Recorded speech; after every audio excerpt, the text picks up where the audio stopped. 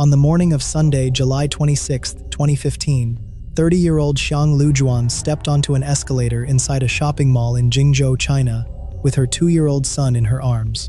When they reached the upper landing, the metal plate beneath her feet gave way. Over the next several seconds, she managed to push her son to safety before she was pulled into the machinery below. Her story is one of 3 we're covering in this video, all involving elevators and escalators, machines that most of us step onto without a second thought. Every day, millions of people use elevators and escalators without giving them much thought. The machines carry us through offices, hospitals, shopping malls, and subway stations, usually without incident. But beneath the grooved metal steps and behind the elevator doors is a network of chains, gears, wiring, and safety devices. When one of those components fails or is incorrectly adjusted during maintenance, the consequences can be immediate. One major American safety analysis, using federal data collected through 2010, estimated an annual average of about 31 deaths and roughly 17,000 serious injuries in the United States. Elevators were responsible for the overwhelming share of those deaths, causing almost 90% of all fatalities, while escalators accounted for a larger share of the injuries. Roughly half of all elevator deaths happened to workers who were repairing, inspecting, or servicing the machines themselves, and many of those deaths came from falling into an open shaft. Escalators, meanwhile, cause somewhere in the range of 6,000 to 10,000 emergency room visits every year. Most escalator injuries come from falls.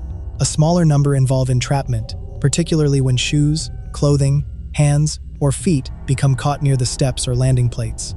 Young children are especially vulnerable to that kind of accident.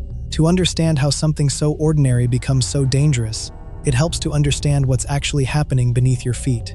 Inside an escalator, a looping step chain pulls a continuous belt of steps around 2 large gears, one at the top and one at the bottom. At each end, the steps flatten and disappear beneath a comb plate, whose teeth fit into grooves in the step surface. Beneath the visible steps, the chain and drive mechanism keep the entire system moving in a continuous loop. Elevators work on an entirely different principle, but they depend just as heavily on hidden safety systems. Elevator doors are connected to interlocks, designed to prevent the car from moving until the doors are closed and locked. Other devices are meant to detect an obstruction and reopen the doors. When those systems are functioning correctly, an elevator should not leave a floor while someone is trapped in its doorway. But these systems only work if they're wired correctly, and a repair that leaves 2 wires on a single connector, or fails to reconnect a wire to where it belongs, can defeat them without anyone realizing it. The failures in these 3 cases were different. What connected them was that each machine had safety measures intended to prevent the accident, and in each case, those protections failed, had been compromised, or were not used in time. Our first story takes us to Beijing, China. On the morning of Tuesday, July 5, 2011, passengers were riding the long escalator toward Exit A at the Beijing Zoo subway station on Line 4. It was approximately 9:36 in the morning, and the ascending escalator was crowded with passengers. Without warning, the escalator suddenly reversed direction. Instead of carrying passengers upward and out of the station, the steps began moving backward and downward, dragging everyone standing on them back toward the bottom. People at the top were thrown off balance and pulled backward into the crowd below them, and within seconds, the orderly line of commuters turned into a pile of falling bodies, all being carried down by a machine that was supposed to be taking them up. 13-year-old Wu Shibo was near the top of the escalator when it reversed. He was thrown down and pinned beneath the crush of people and steps behind him. 30 other passengers were injured, 3 of them seriously. Wu Shibo did not survive. In the aftermath, a spokesman for the Beijing Quality and Technical Supervision Bureau, a man named Zhang Juming, told reporters that the escalator model involved had a design defect and that it had not been properly maintained. The escalator was manufactured by Otis, one of the largest elevator and escalator companies in the world. The accident also followed other escalator reversals elsewhere in China, adding to concerns about maintenance and oversight. The investigation traced the reversal to the escalator's drive system. Fixed support bolts inside the mechanism had loosened and eventually fractured, allowing part of the drive assembly to shift. Once the mechanism could no longer hold the loaded steps in place, the escalator rolled backward under the combined weight of its steps and passengers. The accident led authorities to halt other escalators of the same model for inspection and intensified questions about maintenance standards across China. But 4 years later, another failure would draw even greater attention. Our second story returns to China 4 years later, to the city of Jingzhou in Hubei province, on the morning of Sunday, July 26, 2015. Xiang Liujuan had taken her 2-year-old son to the Anliang Department Store in Jingzhou. Like countless mothers on countless Sunday mornings, she stepped onto an upward escalator with her son, heading toward the upper level of the mall. Just moments earlier, mall employees had noticed something wrong.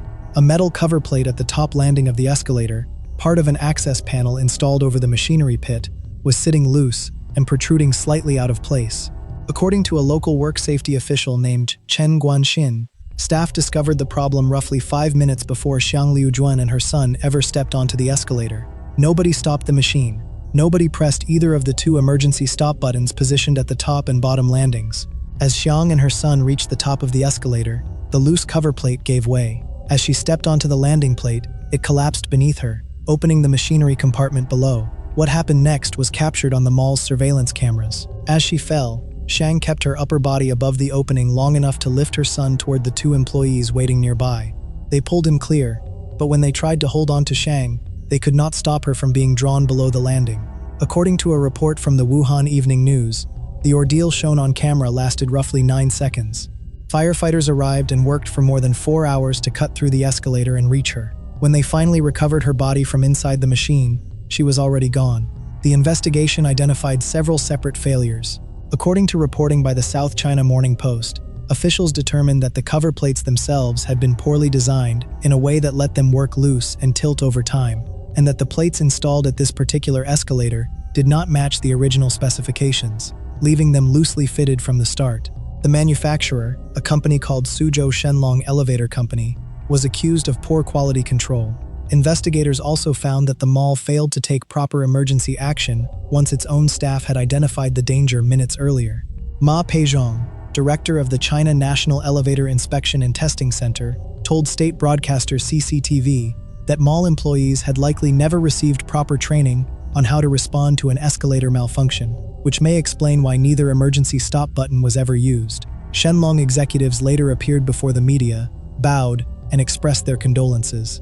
Regulators also ordered inspections of the company's equipment and began examining broader problems involving escalator installation and maintenance. The regulatory response was extensive. China's national quality watchdog ordered escalator inspections across the country, while authorities in Hubei province ordered Shenlong escalators shut down pending review. State media figures later indicated that more than 100,000 escalators had been identified as having potential safety problems, with tens of thousands still awaiting repairs. An official with the China Elevator Association, Zhang Liujuan, attributed the pattern to poor design, substandard materials, and inadequate installation and maintenance, and noted that more than half of the accidents were attributed to maintenance failures. Within about a week of Xiang Liujuan's death, a mall worker in Shanghai lost his leg after part of an escalator he was cleaning collapsed, and another passenger was killed in an escalator incident in Hangzhou. The incidents occurred close together, turning escalator safety into a national concern during the summer of 2015. What made Xiang Liujuan's death resonate so widely, though, wasn't the statistics. It was the 9 seconds captured on camera, a mother with just enough time left to save her son, and not enough time left to save herself. Our final story takes us to Houston, Texas, on the morning of Saturday, August 16, 2003, inside Christus St. Joseph Hospital. Dr. Hitoshi Nikaido was 35 years old, a surgical resident who had graduated from medical school at the University of Texas in Houston just months earlier. Those who knew him described a devout, disciplined man who ran marathons and triathlons in his free time, played the violin, and regularly volunteered to provide free medical care to homeless residents of the city. That Saturday morning, he was making his way through the hospital's George W. Strake building, heading toward an elevator on the 2nd floor, alongside a colleague, physician's assistant Karen Steinau. The elevator, identified afterward as Elevator 14, had been out of service for repairs over the previous 4 days. The out-of-order sign had only been removed that morning. Steinau stepped inside first and pressed the button for the 6th floor. As the doors began to close, Dr. Nikaido moved to step in behind her. The doors closed while he was still entering, trapping him in the doorway. Then, instead of stopping or reversing the way an elevator's safety system is designed to do the instant it detects an obstruction, the car began to rise with him still trapped in the closing doors. As the car rose, the top of the doorway severed most of his head above the lower jaw. The car didn't stop until it reached a point between the 4th and 5th floors. His body fell down the shaft to the bottom, where it was later recovered along with his pager, his cell phone, and his organizer, still in his pockets. The upper portion of his head was left inside the car with Karin Steinau, who was trapped in the stalled elevator for more than an hour. She was later treated for shock. An investigation by the Texas Department of Licensing and Regulation, led by Chief Elevator Inspector Ron Steele, uncovered the mechanical cause. Inside the elevator's control panel, a single connector stud had two separate wires attached to it, even though the wiring diagram called for only one. A different connector stud that should have carried a wire had been left completely empty. Because of that single miswiring, the elevator's control system was tricked into believing the doors were fully closed when they were not. The misconnection bypassed the safeguards that should have prevented the doors from closing on him and the car from ascending. The inspection turned up 22 separate code violations on that one elevator, including burned resistors and a missing safety guard, and found that the unit's annual inspection was roughly a month overdue. The maintenance company responsible for servicing the elevator in the days before the accident was Kone, one of the largest elevator manufacturers and service providers in the world. A company vice president, Mike Lubin, said Kone's internal investigation confirmed that a wire in an electrical panel had been incorrectly connected, contributing to the malfunction, and the company said it was deeply saddened by the incident and offered its condolences to Dr. Nikaido's family. The hospital dismissed Kone from its elevator maintenance contract shortly afterward. Dr. Nikaido's family, through attorney Howard Nations, filed suit against the elevator's manufacturer and against Kone. According to Nations, technicians had been testing and adjusting the elevator's wiring in the days leading up to the accident, and when they rewired the panel back to what they believed was its original configuration, they simply failed to reconnect one wire to where it belonged. The aftermath also brought an uncomfortable dispute over the autopsy. The Harris County Medical Examiner's Office reported that Nikaido had a blood alcohol concentration of 0.10. His family questioned what that result meant, and 4 nurses and a priest who had been with him shortly before the accident said they had seen no indication that he was impaired. The hospital likewise said investigators had found no evidence that alcohol contributed to what happened. Whatever the explanation for the test result, the state investigation identified faulty elevator wiring, not Nikaido's actions, as the cause of the accident. The lawsuit was eventually settled, though the terms were never made public. Nikaido's death was not the only accident of its kind. In 1995, James Chenault was killed when a malfunctioning elevator in the Bronx suddenly moved upward while its doors were open. In 2011, Suzanne Hart was killed by a New York City elevator that rose before its doors had closed. Investigators later found that safety circuits had been bypassed during maintenance. If you made it this far, thanks so much for watching. I will see you in the next one.